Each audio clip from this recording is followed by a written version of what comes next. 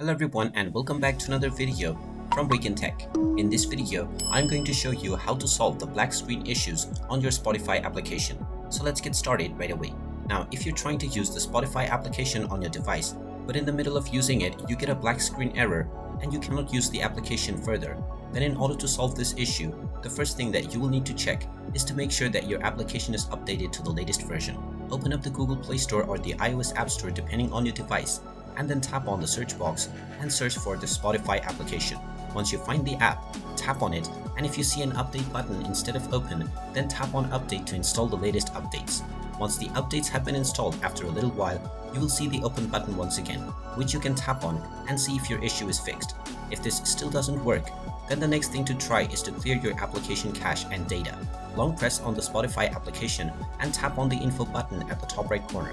This will now take you into the application info page.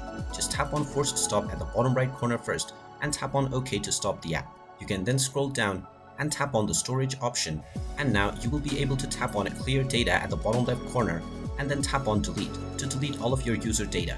Once all of your data has been deleted, you can open up the Spotify app once again and you will be asked to log into your account. After you log in, you will see that your issue has been fixed. If this still doesn't work in some rare cases, then you will need to contact the support team, which you can do by simply opening up the Play Store or the App Store page for Spotify and then tapping on App Support. And there you have it. That is how easy it is to solve the black screen errors on the Spotify application. If you find this video helpful, make sure you hit that like button and subscribe to our channel if you haven't done so already. Also ring that notification bell to never miss another update from us. Thank you for watching and I will see you again in the next video.